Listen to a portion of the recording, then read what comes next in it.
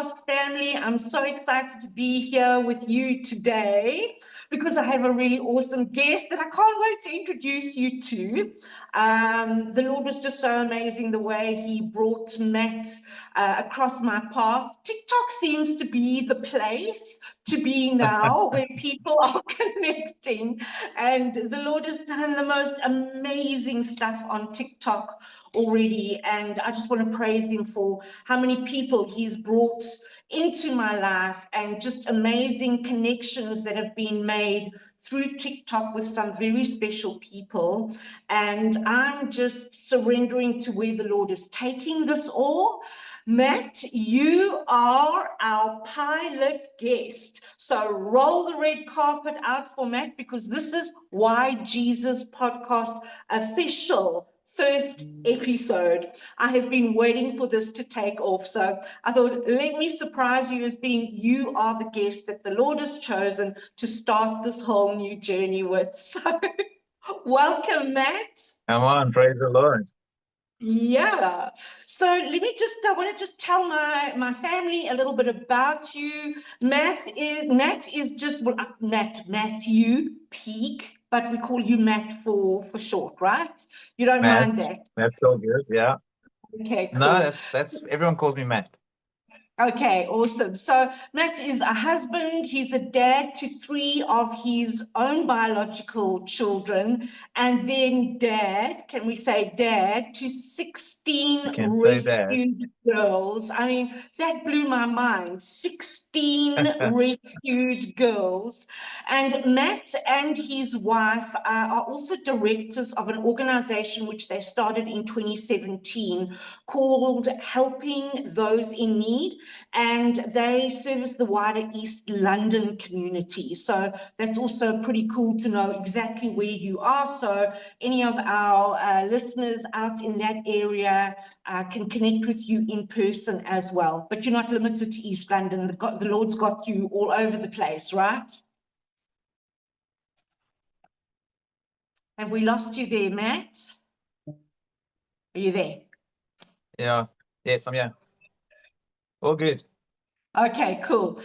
Once known as Smiley, Matthew's past was marked by struggles with drug dealing, drug addiction, and alcohol abuse. But in December 2013, he had a powerful encounter with the Lord Jesus, which radically changed his life. And Matt is now walking in healing, deliverance, and the prophetic, inspiring many as a motivational speaker and an evangelist. Deliverance, miracles, the whole bang shoot. Okay, the Lord has given him an incredible basket of goodies that he walks in victory in Christ with. So welcome again, Matt. It's just such an honor to be here with you today and have you speaking into the lives of people who know the Lord. And this is where my heart's passion is: people who know the Lord. It might not be on a very deep level. It might be that they call themselves Christians, but things have just come in and it's pulling them back into the world, or they haven't really experienced just the power of Jesus Christ for deliverance, for healing, and for freedom. And this is where you walk every day. So, Matt, I would love to have you, through the power of the Holy Spirit, just speak into the lives that the Holy Spirit wants you to speak into today. And just let's go with the Lord. So, in actual fact, Matt, can I ask you to open in prayer for us and then take it away from there? Definitely. Let's do that. Let's pray. So, Father, we just want to say thank you for this wonderful morning, Lord. We thank you for connections. But Father, we just know that you are such a faithful and loving and compassionate Father that has a perfect plan for each and everybody's life. And Lord, we pray that today, somehow in the midst of all of this, Lord, that you would touch those that need to know you today in a supernatural way. Father, we pray that whatever chains of bondage are on people, may there be fear on people even to step out in faith and do the things that you have called them to do. I pray that today, Father God, that you would set the captives free, that, Father God, that you would pour out a spirit of boldness upon your beautiful sons and daughters. And Lord, we just declare that today, that Father, whatever the enemy's plan is or strategy for this meeting, Father, we rebuke it in Jesus' name. We cancel off any negative thing on the outside. And Father, we just pray your glory to shine down upon this meeting in Jesus' mighty name. Holy Spirit, have your way. This is not about us. It is about you, Jesus. And Holy Spirit, we ask that you would take full control of this whole process, this whole meeting, and the connections and all those that are listening, Father. I pray that you would also soften the hearts of your beloved children, that maybe the hearts might be hardened to receive what it is that we have to say. But today, Lord, you are going to break the chains off those hearts, Lord. You're going to open up the locks on those hearts. In Jesus' name, we pray that this message goes far and wide, that those that need to know you, that today they are going to come to know you. In the name of Jesus. Amen and amen. Amen and amen. Thank you so much, Matt. And at this point, may I just remind all of you, please to like this video, because if you like it, the algorithm picks it up and shoots it out to more people. Share it with everyone that the Holy Spirit puts on your heart that will be blessed by this. And yes, just enjoy what the Holy Spirit is blessing us all with today. So Matt, tell us about your story. I mean, yes, let Holy Spirit use your voice. So I grew up in a pretty average home. I had a mom and dad, but within the home there was a lot of this functional stuff that was happening around us. I know my dad at that point in time was drinking a lot. I used to work for the army. My mom used to work a lot. So I grew up really around parents that were very busy and a bit of a dysfunctional stuff that was happening around at the house. And so as time went on, there was also a bit of violence in that place. And so I began to isolate myself. Growing up as a kid, I would isolate myself, not really want to be around people, until I got to high school, where things really changed. You know, I remember the first day of high school, I got teased so much in primary school because I was the shortest kid in school. They used to call me pretty boy and shorty, and they used to make fun of my surname. I was really bullied in school until I got to high school, when I mixed with the wrong crowd. And this is why I say it's so important who you surround yourself with, because if you surround yourself with the wrong people, you can make really devastating things happen over your life. And so what actually happened was I went down a wrong road, met with wrong friends, and started dealing in stuff that I should have never gone down. Started smoking, started drinking, and from there it went to drugs, and then it exploded into drug addiction. But what actually happened was I actually grew. You know, as for young boys, you always wanted a girlfriend, right? And so I always wanted a girlfriend, but I actually landed up always being the guy that babysits girls that were either too drunk or people were always trying to take advantage of them. So I always seemed to be the guy that keeps the girls safe from the guys that were wanting to do reckless things with them. Until one day I met a young girl, and little did I know that she was actually passionately pursuing Satanism. And I knew nothing about it. You see, the enemy comes like a sheep, like a wolf clothed with sheepskin. And this is another place we've got to be very careful, because the enemy can deceive us in many places. And so I was deceived. For almost 5 years, I did not know that I was dating a girl that was worshiping the devil. And so in that place, I actually saw a lot of crazy manifestations of the demonic realm, but I actually saw a lot of angelic stuff happen in that place. And me being the person I am, I didn't understand the stuff that was happening. I remember at the age of 10, I was in church with my parents and we were getting baptized. And I did not know anything about baptism, but I got baptized. And at the age of 10, I received the Holy Spirit. And I didn't know what that was about. But at the age of 12, I got sucked into this world of the enemy. And I was there until I was 29 years old. And so basically through this period of time, I became a drug addict. I was a drug abuser. I was an alcohol abuser. We ended up doing really reckless things. I probably should have been in jail today because of some of the stuff that I did. But by God's grace, he kept me safe out of those places. He actually kept me safe from death many times. Over the course of almost these 18 years, I tried to commit suicide over 35 times. And I'm still here today. So it could only be God's grace and mercy that was on my life. You know, God is patient with us, but sometimes patience runs out. And I feel that when I had reached 29 years old, I had got to a point where my life was completely destroyed. My wife and I, our marriage was completely wrecked and falling apart. There was no hope for that marriage. And so I remember we had separated. And so at that point, I cried out to the Lord, like, what do you want me to do? And my wife phoned me that day and she said, would you please come back home? And so I went back home. We never said a word to each other for a whole weekend. But on the Monday morning, I sat on a couch and I said to the Lord, I said, Lord, if you don't show me that you are real today, this is going to be my last day here.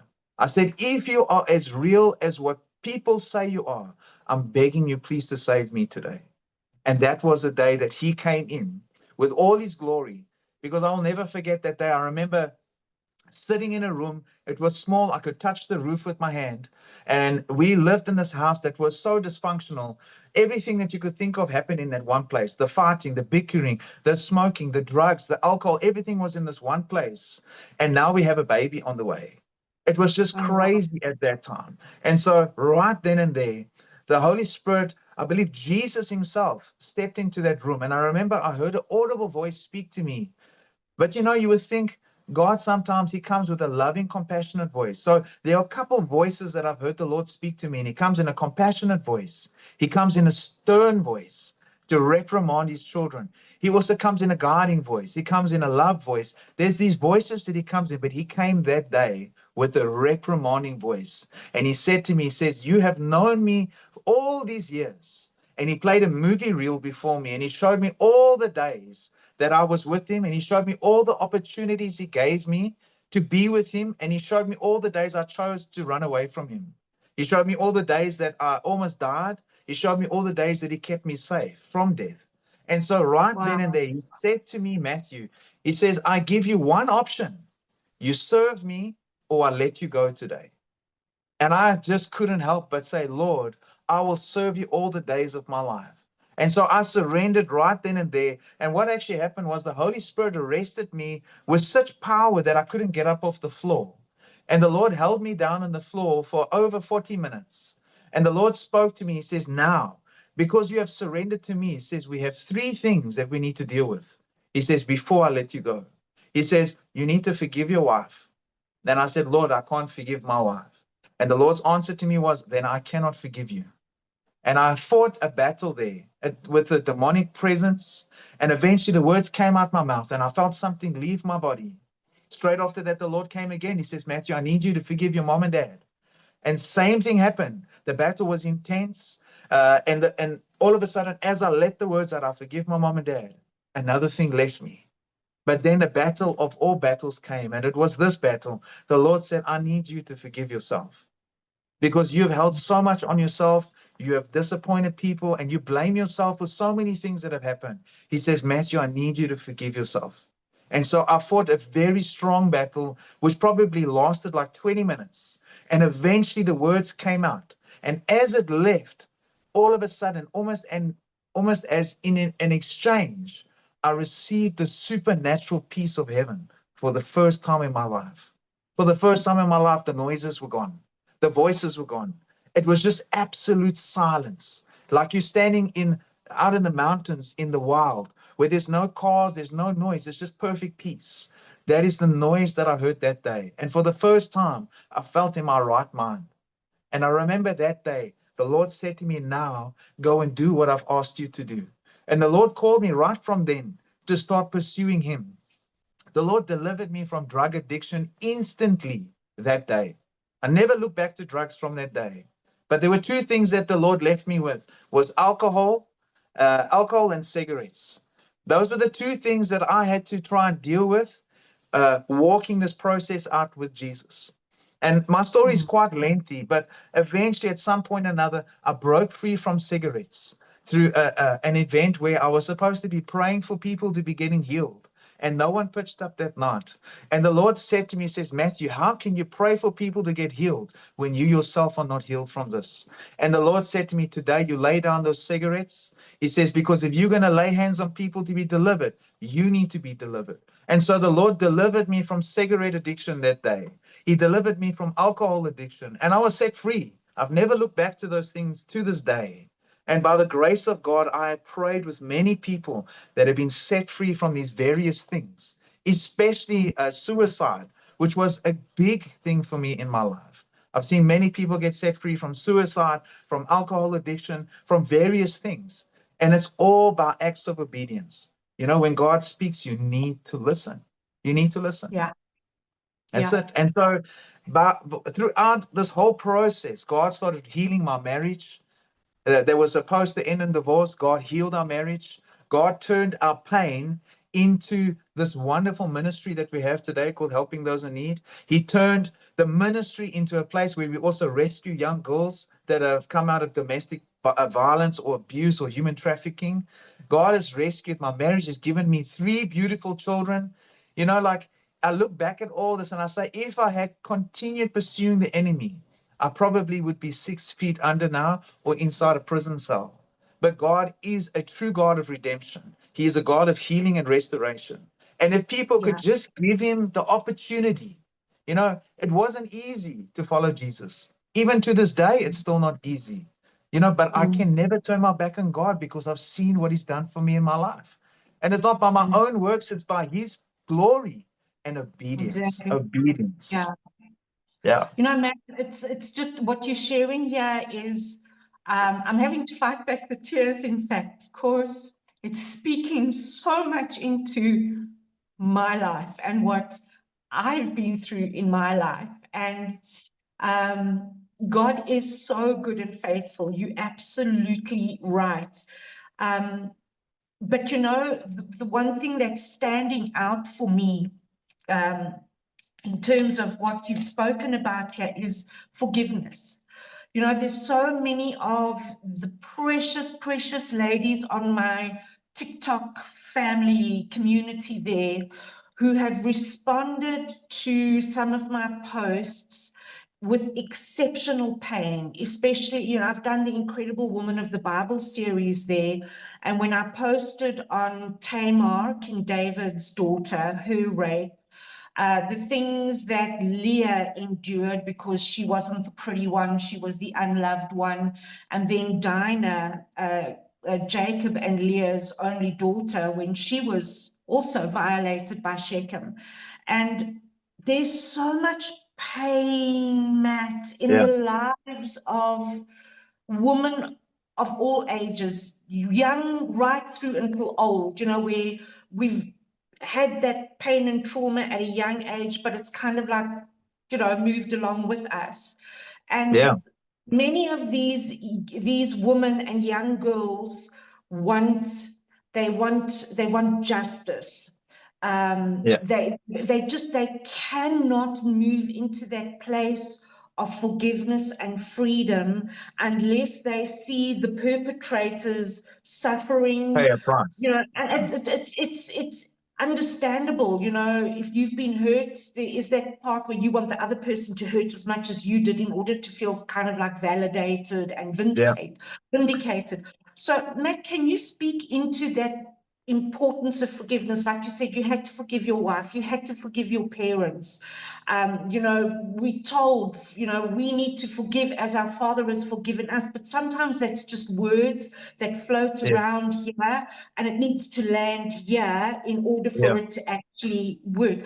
Would you mind speaking into that, please? Okay, so there are 2 things that the Lord has really pressed very hard in my heart over this course of 12 years, almost 13 years that I've been serving the Lord. The first one is love. The first one is love. The other one is forgiveness. And so without forgiveness, it is almost impossible to grow in this relationship with Christ. Really, it is impossible. Why? Because you've made your heart hard. And if your heart is hard to forgiving people, your heart will be hard to receiving what God has for you. And that's something that I've really picked up over the course of my journey with the Lord. Also, though, in the process of my journey, there were many things that came up in the season that I was busy learning about this Jesus now, growing in my relationship with God. There were challenges that were sometimes put before me. Like sometimes people would come to me and like really make fun of me. So imagine this, you're 18 years a drug addict, right? I had family members that came and said, hey, don't ever believe this guy. This guy's not saved. This guy is not changed. This guy, don't ever believe what this guy, he's the biggest liar. He's a thief. This is what people knew me for. But now I've had this radical encounter with Jesus. So I've dealt with unforgiveness here with 3 specific people. And the first thing to visit me was people to condemn me. So now all of a sudden I'm left in a place, either I can be resentful, or I can hold a grievance or a grudge against those people. And so at some point or another, it hurt a lot. And so the Lord really started dealing with me like, Matt, now you're walking with me. Now you're not identified as the person you used to be, what they see you as. You are identified as the person that I see you as. You know, if you come into a place and you repent of your repent and you say, Lord, forgive me of my sins, you are washed clean.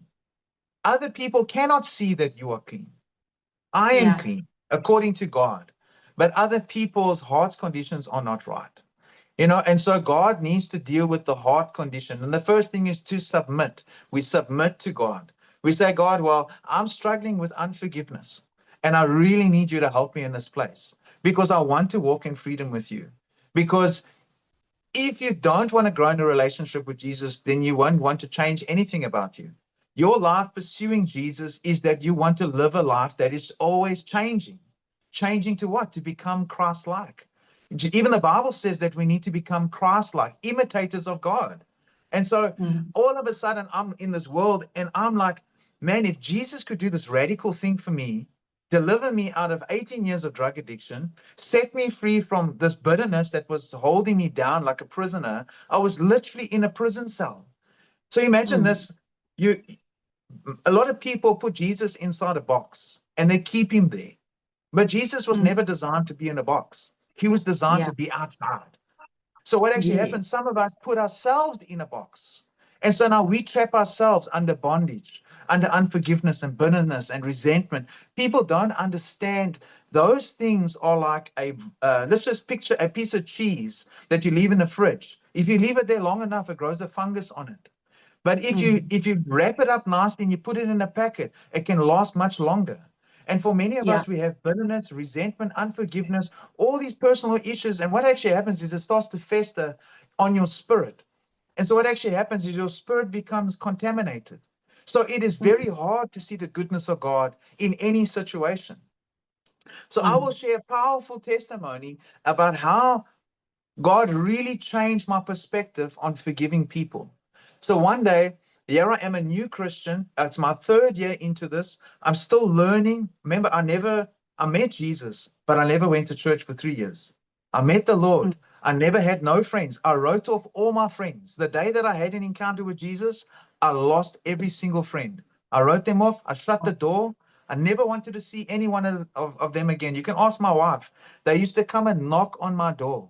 They used to ridicule me. They used to make fun of me. They used to mock me that I stayed with my wife. They used to make fun of me because I was a coward and I didn't want to drink anymore. I didn't want to do drugs. The very people that used to live off the money that I was pouring out, all of a sudden had money to buy the drink, to buy the drugs. You see, temptation came knocking on my door for a whole year.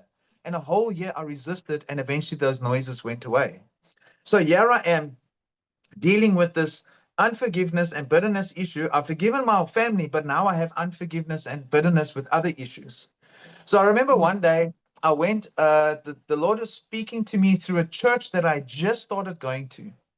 And inside the church, I heard the Lord say, I need you to go and help pray for the people on the streets.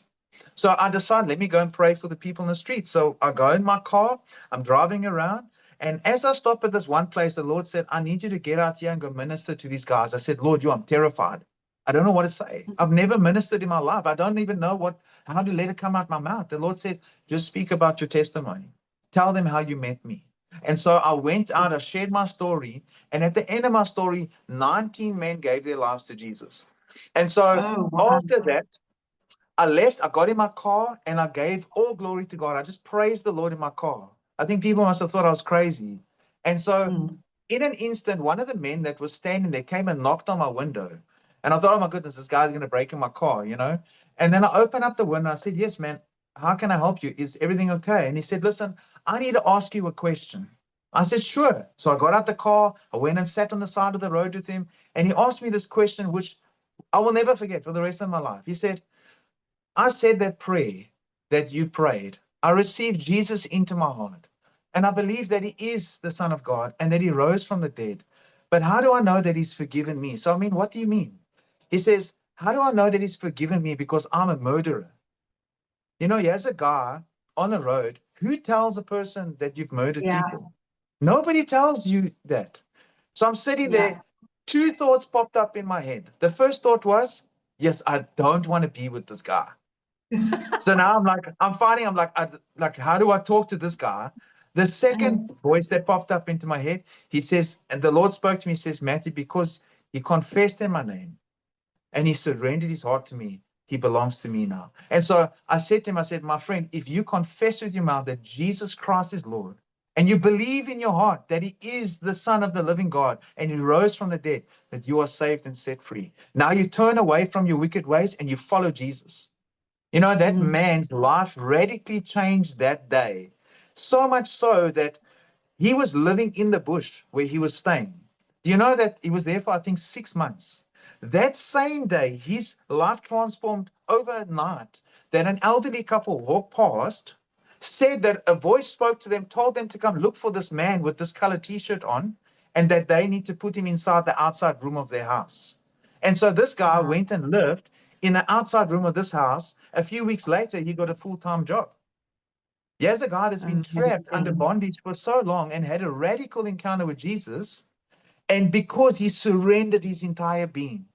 You see, when we surrender everything before Jesus, our imperfections, the dirtiness of our hearts, the things that we've made a mess of, the people that we find hard to forgive. Imagine, it is hard to forgive someone that maybe cheated on you, but how hard is it to forgive yourself if you committed murder? That's something, there's two different things then. So it should be so much more easier to forgive someone that has offended you or hurt you. But here's a man that is really repented, saying, Lord, I'm so sorry for what I did. Please save me.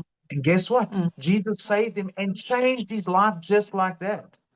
So how much more can God do with those that are struggling with unforgiveness and bitterness if they can just come to the simple reality, surrender? People have imperfections. People have flaws. But how are people going to know Jesus if you don't show Jesus? Many people are dying and going to hell because people don't want to show Jesus. They just show this religion. Like, we're not living a religion, it's a relationship. We live in this relationship with the Lord, because religion is not going to save you. This relationship with Jesus is going to save you. And so we are supposed to be the light in the darkness. But for many of us, we are living light and darkness in darkness. And that's not what God wants for us. So I highly recommend, if you have unforgiveness or bitterness or resentment, I know some people might have done terrible things, you know. I'll share this with I don't normally share this stuff because this is stuff I just save for times when I'm really speaking to specific people. But I remember when I was 16 years old, we had gone out to a nightclub and we were doing things we shouldn't be doing. I was extremely high on drugs. And I remember someone had actually given me a date, one of those date rape drugs. I don't remember him giving it to me, but I remember drinking something and I passed out. I remember that night I got sexually abused by some guy, not even a girl, by a guy at the age of 16. I was so ashamed. I was so broken off that I didn't even know where to put my head that day. But I held so much hatred and resentment towards people after that specific day. That was also part of the seed of why I was such a terrible person until I was 29 years old. You know, it took a long time for me to forgive that person that did that. But I need you to know that if you are willing to surrender those things that are so painful, those things that hurt so much, man, you got no idea what God can do for you when you give him that. He can do outrageously amazing things, like me. He saved me and he gave me this heart of so much love. I can just love anybody. It doesn't matter who's before me, a criminal, a murderer, it doesn't matter. All I see in that person is the goodness of God in that person's life. the potential that person has to be the best that they can be. Don't you want the same thing? 100%. I agree with you there, Matt. It's that level of freedom, that release, that like, you know, when the Lord steps in and you can forgive people. But what I've also, and I've experienced this myself because of things that I also did early on in my life, which left me with immense shame and self-hate, which made it very difficult for me to forgive myself. And for as long as I was not walking with the Lord, I carried that. And I'll just lay it out there, be transparent. I have a very messy life from birth.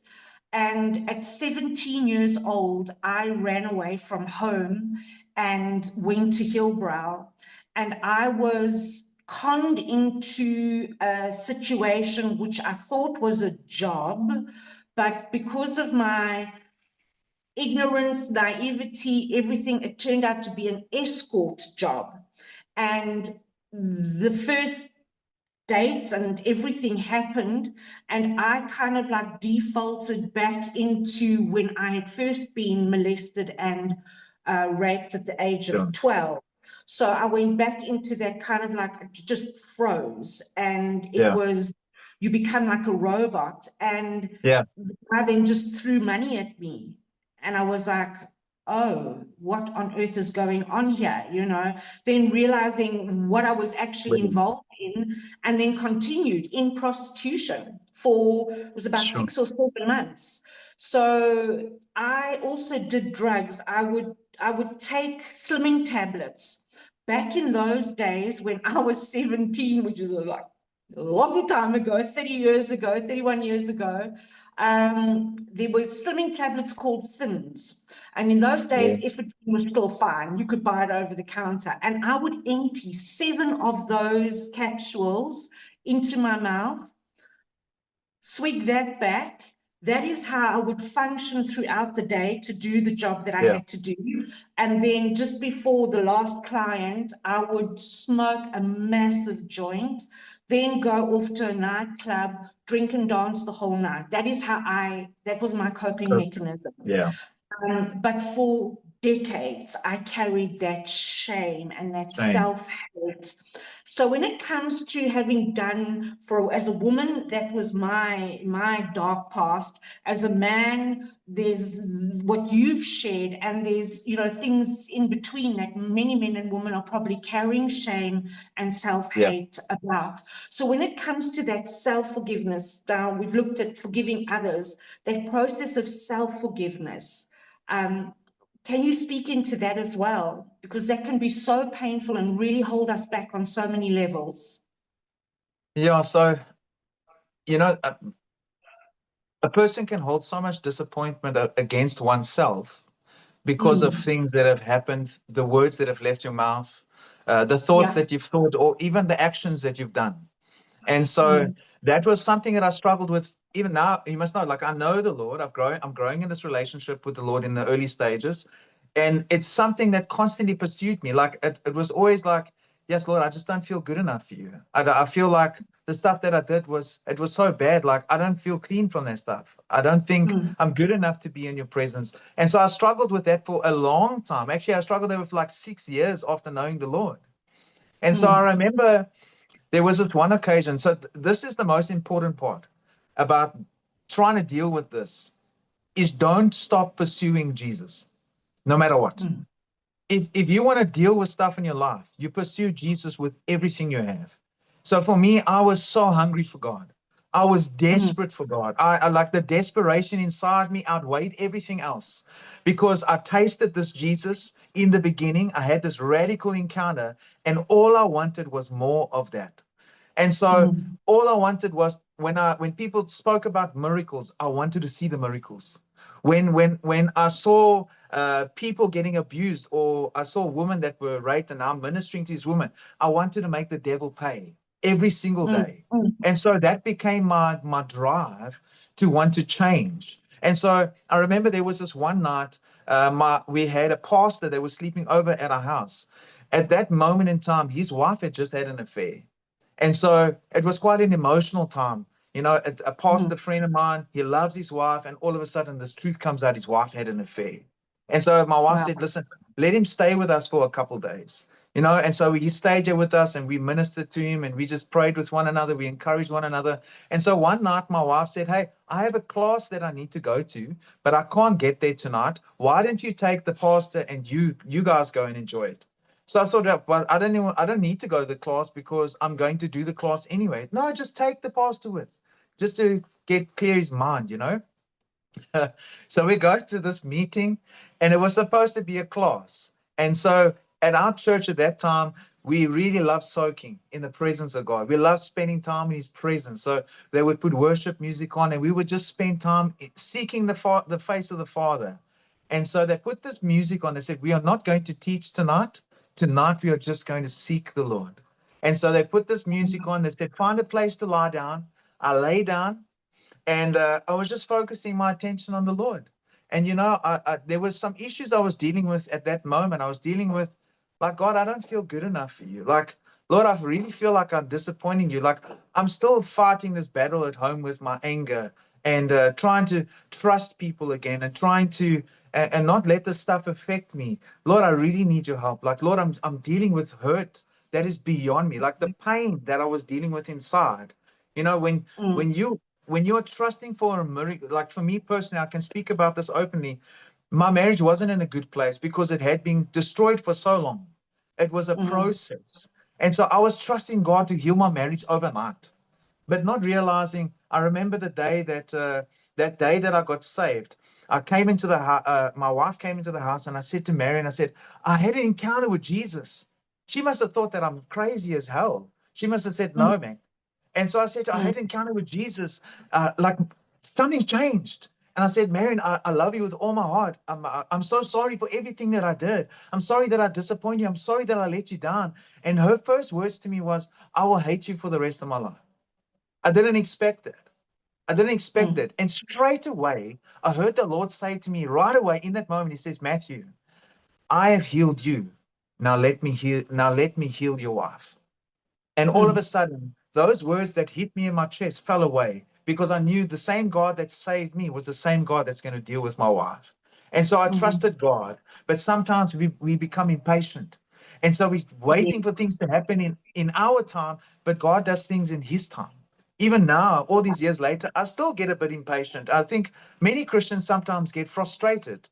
But I have seen God do wondrous things in my marriage because I trust him. And because we surrender. So now I'm lying on this floor in this place and worshiping the Lord. And all of a sudden, my friend, her name's Heather, she's from America. She came and put a hand on my shoulder and she said, Holy Spirit touched my friend. When she said that, the power of God came on me with such violent force that I could not stop weeping. I wept for probably on 40 minutes. I could not stop crying. And the more I'm begging God I felt humiliated. I lay on the floor there thinking about these people must think I'm such a dirty pig. Like they must be thinking like, what's this guy going through? This guy's like dealing with serious issues. I felt so humiliated and ashamed on the floor. These tears are running from my eyes. The floor was wet. And all of a sudden, from this place of real pain and agony, because God was busy healing me in that moment. He was removing these things that were such a thorn in my side. He replaced it with joy. And from weeping, I went into this thing of I couldn't stop laughing. And I kept receiving this outpouring of the Holy Spirit in my life of joy. By the time I was finished there, I begged God to stop me laughing because it was too painful. You know, you're crying for 40 minutes and you're laughing for another 20 minutes. When I got up off that floor, I was completely healed and transformed. The first thought that I thought of after I come to my senses is this pastor guy that's with me.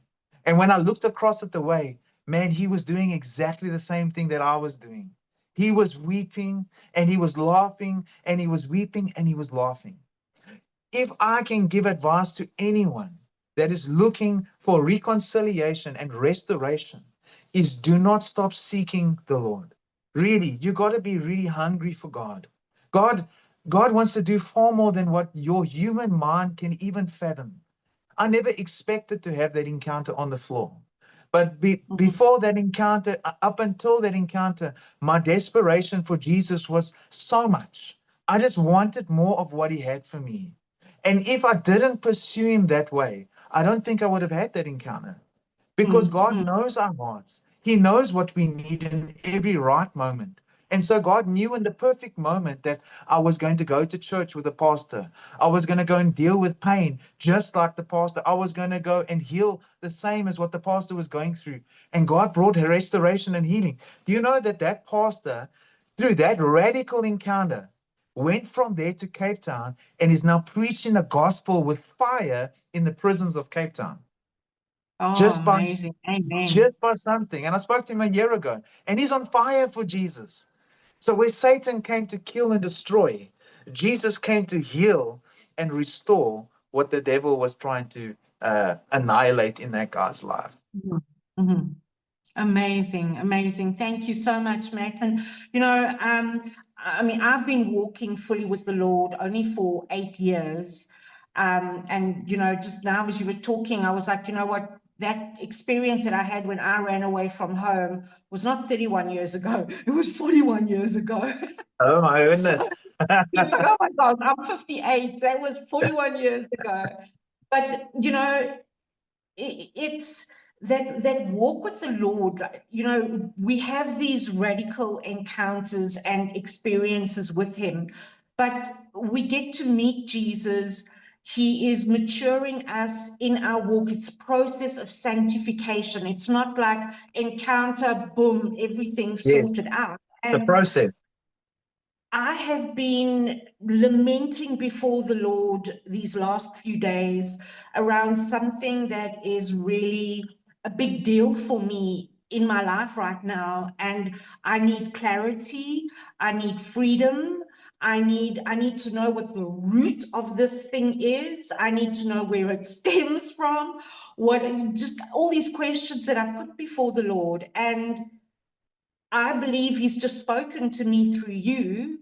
And Amen. one of the roots is self-forgiveness. When you said that, I was like, oh, that's it. So the way the Lord answers our prayers as well is just so phenomenal. And when we constantly lean into the Lord and cling onto him, when everything in us wants to run away and hide because it's like, I'm not getting this right, or now there's this issue. And, God wants us to come to him with absolutely everything that is hurting us, haunting us, tormenting us, and even the more fun things where we can laugh and giggle with the Lord about silly little things. He's our dad.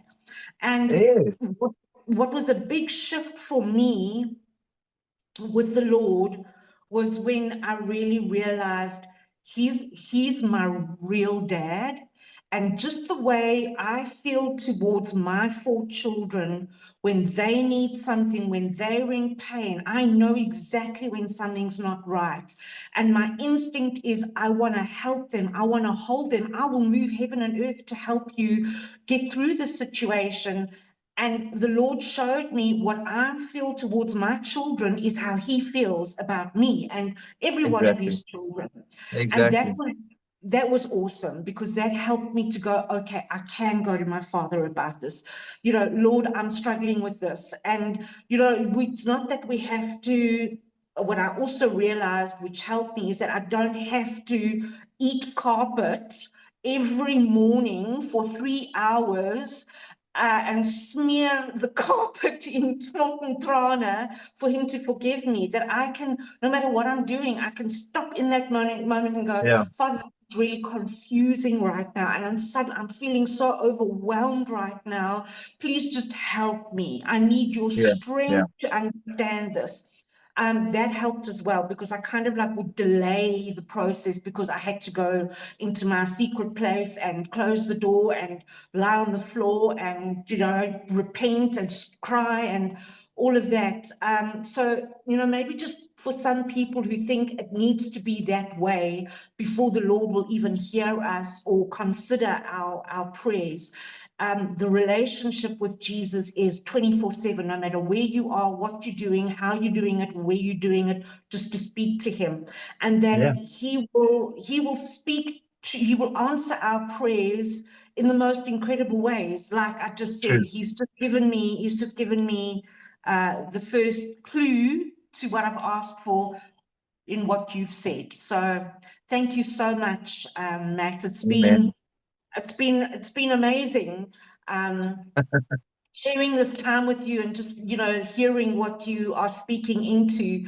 So, Matt, if people would like to get hold of you, if the Lord puts it on their heart, they need to connect with you, how can they get hold of you?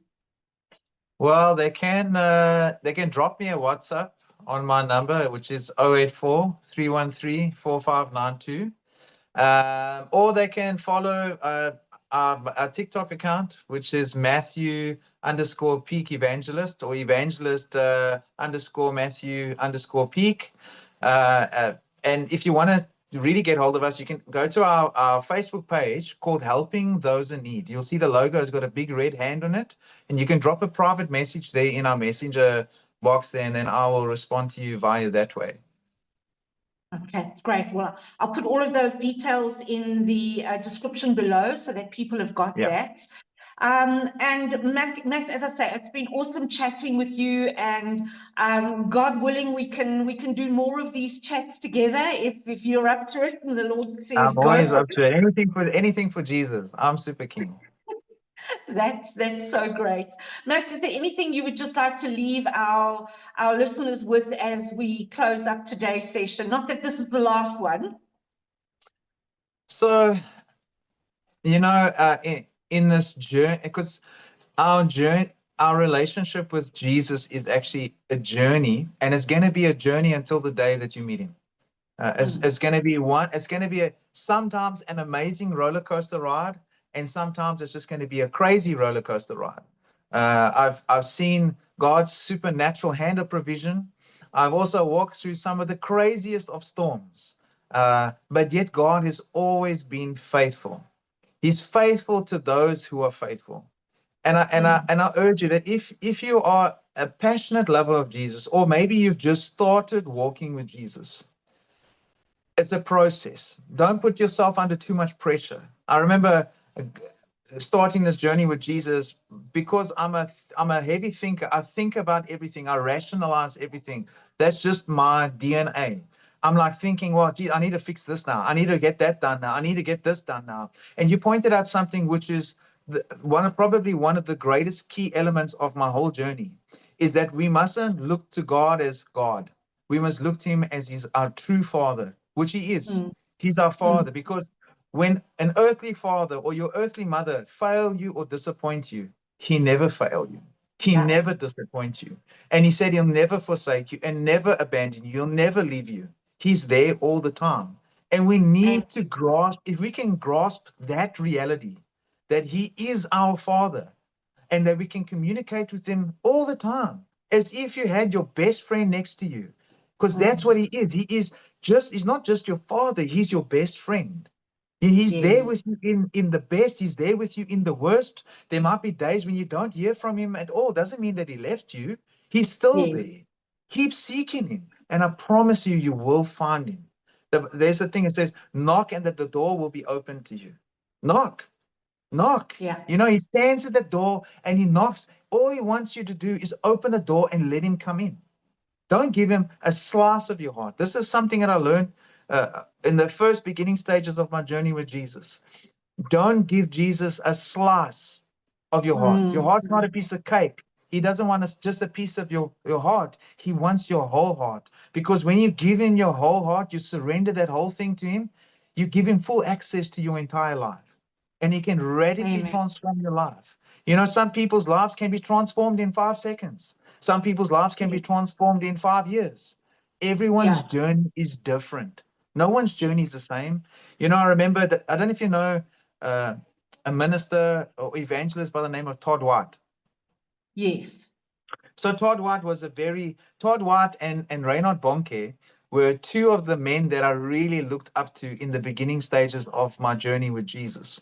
And I remember watching a program of Todd White, and he was praying for people to get healed. I remember he said he had prayed for 1,000 people before he saw his first miracle. Now, could you imagine you pray for 1,000 people? I probably would have given up at 500. I would have given up at 20. But he was desperate to see the miracle. My question to you is, how desperate are you to see Jesus? I'll leave you with that. Amen. Thank you so much, Matt. Such a wonderful sharing. Really very grateful to that. So just thank you to all of you for taking the time to sit through with Matt and I, listening to the chat. And I really pray that you all respond to the Holy Spirit, Father God and Lord Jesus, chatting to you too. And it's so important for us to get raw and real in our relationship with the Lord. It's the good, the bad, and the ugly. It's not a select few things we take in. It's everything. And transparency with the Lord is so important. He knows what's going on in our hearts anyway. So for us to try and, kind of like select what we're going to talk to him about, I mean, that's ridiculous, because he knows exactly what's going on. But when we are you can't hide it. Exactly. But when we are transparent with him, raw and real with him, that means then the power moves through us and into those situations, because we are willing to let them go by being transparent and not trying to hide in the closet. So I pray that this has touched someone or lots of people's lives in the most profound ways. And please remember to like and share this video. I mean, the Lord wants these to go out to as many people as possible. Let the Lord use you as a beacon of light to share the message that brought through today. And looking forward to sharing with you guys in the next episode. So love you guys all lots. Until next time. Thanks so much, Matt. Thanks, everybody. God bless. Thank love you. You guys. Bless you guys. Bye.